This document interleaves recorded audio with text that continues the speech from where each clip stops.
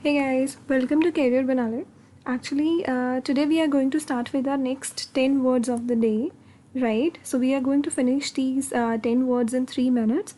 They are completely English words, right? And we are going to learn it with the help of root words, exactly.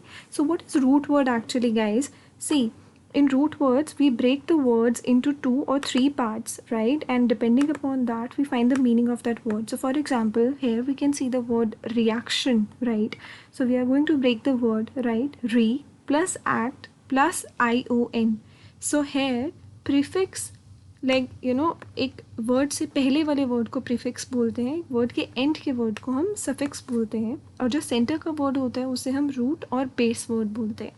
तो अगर हमें reaction का meaning जानना है तो we should be knowing the meaning of act here, right? So act here will be a root or a base word. Okay, let me just give you more examples on it. You will be able to understand. So the next root word of the day that we are going to discuss today is morph and flect, right? These are the two words that we are going to discuss today.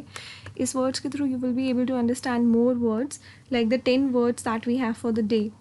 So first is amorphous, second is anthropomorphic, third is diamorphous, fourth is monomorphic, fifth is isomorphic, sixth is plemorphic, seventh is metamorphosis, eighth is flexion, ninth is genuflection and 10th is deflect. So as you can see, in सारे words के अंदर morph and flect word कहीं ना कहीं use हुआ है. So for example, amorphous में morph है, एंथ्रोपमॉर्फिक में भी मॉर्फ है, डिमॉर्फस में भी मॉर्फ है, मोनोमॉर्फिक में भी मॉर्फ है, ईसोमॉर्फिक में भी मॉर्फ है, देन प्लेमोमॉर्फिक में भी morph word is there, metamorphosis में भी morph word is there, flexion में we have word flect, genuflection में we have word flect, deflect में we have word flect. So अगर इन सारे वर्ड्स में अगर आपको मॉर्फ और फ्लेक्ट का मतलब पता है, so you will B easily आप इन वर्ड्स के मीनिंग को जान पाओगे. मतलब अगर ये वर्ड्स कहीं भी यूज़ हुए हैं, अगर मान लो ये वर्ड मॉर्फ या फ्लेक्ट किसी भी वर्ड में कहीं भी यूज़ हुए होंगे ना, तो you will be able to find out the meaning of those words, right? So first we need to understand the meaning of morph. Morph का मतलब क्या होता है गाइज? सी, मॉर्फ का मतलब होता है शेप, फॉर्म. हिंदी में इसे आकार और रूप भी कहते हैं. So it is always related to some kind shape और form, right? Then the second root word of the day is flect. Flect का मतलब होता है बेंड, राइट? फ्लेक्ट मतलब झुकाव, झुकना, right? Now we are going to conclude our 10 words on the basis of these two root words. So the first word of the day is amorphous, right? amorphous आपका 2 word से बना है, a plus morph, जिसमें a का मतलब होता है without and morph का मतलब मैं आपको पहले बता चुकी हूँ, शेप या फॉर्म. आपको मॉर्फ का मतलब याद रखना है. अगर आप मॉर्फ का मतलब याद रखोगे तो आप आसानी से अमॉर्फस का मतलब बता पाओगे, क्योंकि अमॉर्फस में आपका वर्ड जो रूट वर्ड है वो एक ए है और एक मॉर्फ है. मॉर्फ का मतलब था शेप या फॉर्म, ए का मतलब हमेशा विदाउट होगा, यानी कि विदाउट शेप. और बहुत सिंपल टर्म्स में अगर मैं बोलूँ, that will be shapeless. The second word of the day that we have is anthropomorphic. अच्छा गाइज, अगर आपने मेरी पुरानी वीडियोस देखी हैं तो उसमें मैंने आपको बताया होगा कि एंथ्रोपोमॉर्फिक वर्ड जो है वो एंथ्रोस से बना है और मॉर्फिक से बना है, जिसमें हमेशा एंथ्रोपोस का मतलब मैनकाइंड या ह्यूमन होगा और मॉर्फ का मतलब शेप या फॉर्म, यानी ये वर्ड इंसान और एक आकार से मिलता जुलता है, यानी कि any animal object is having a form like human is known as anthropomorphic. अच्छा, जब भी ऐसे कोई टफ वर्ड्स हो, लंबे वर्ड्स हो जिसे आप प्रोनाउंस नहीं कर पा रहे हो, उस केस में break the words. Trust me, this always work. अगर आपको किसी भी तरह का कोई लंबा वर्ड याद करना है या जो आप प्रोनाउंस नहीं कर पा रहे हो, break the word. It's okay. 1 बार, 2 बार, 3 बार break the word. 4th time you will be able to do it, right? The third word of the day is dimorphous. Dimorphous को अगेन हम 2 पार्ट्स में ब्रेक करेंगे, that is di and morph. Di का मतलब होता है 2, morph का मतलब मैं आपको बता चुकी हूँ, that is shape and form. So di morph का मतलब हुआ हैविंग 2 फॉर्म और having 2 shapes. The fourth word of the day is monomorphic. Monomorphic word आपका 2 वर्ड से बना है, मोनो एंड मॉर्फ. मॉर्फ का मतलब you know, right? That is shape and form. And mono का मतलब होता है सिंगल.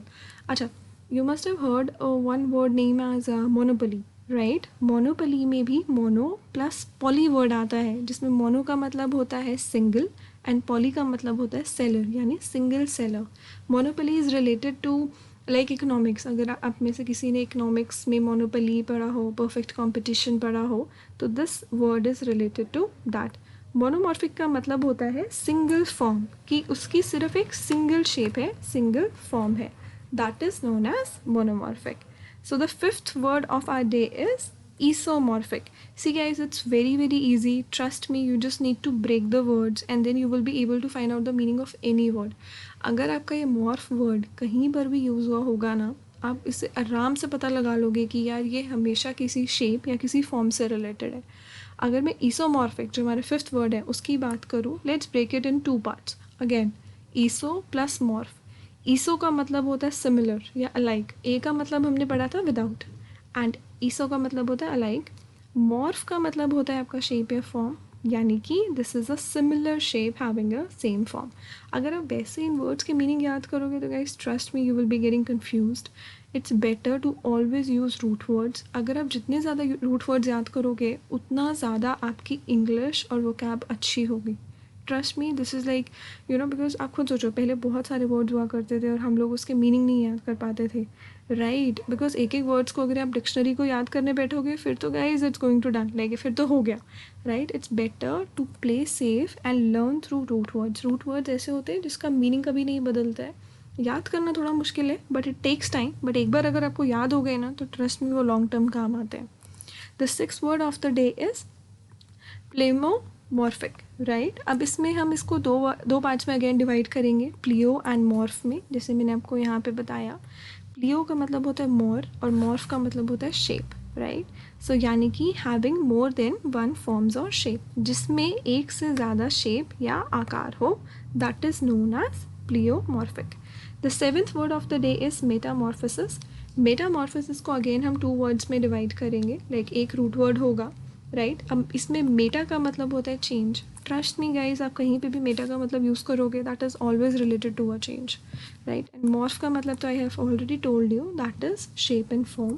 सो मेटामॉर्फिस का मतलब हुआ complete change and complete transformation. The eighth word of the day is flection. Flect is our second root word that have told you in the beginning, right? हमारे जो आज के दो रूट्स वर्ड्स थे वो थे मॉर्फ एंड फ्लेक्ट.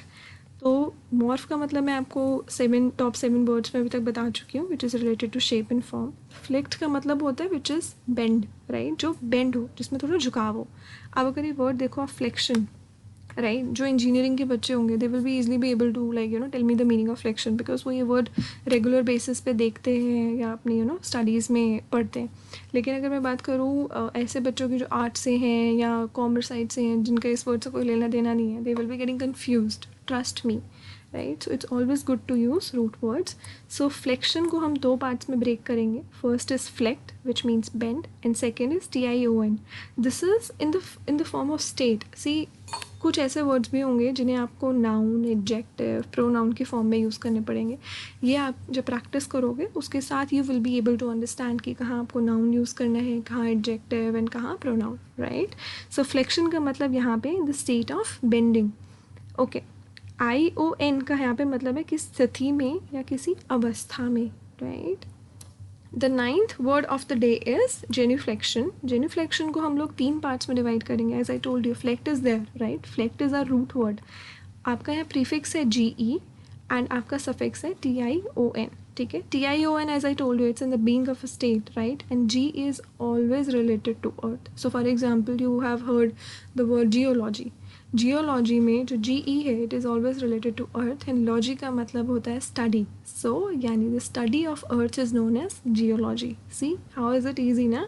सो ऐसे ही जेन्यूफ्लेक्शन का मतलब होता है नीलिंग ऑन अ नी और टू नील ऑन अ नी, ठीक है? यानी कि you are bending. So the 10th word of the day that we have is deflect. Again we are going to break the words into two part guys.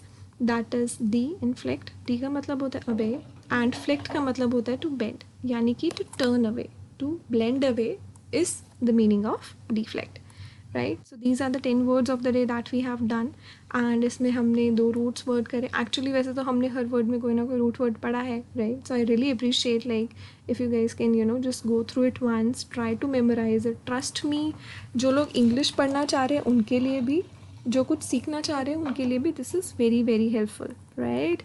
And in case अगर आपको ये videos चाहिए या आपको इनकी PDF चाहिए, format चाहिए, तो you guys can contact me on this email ID also, right.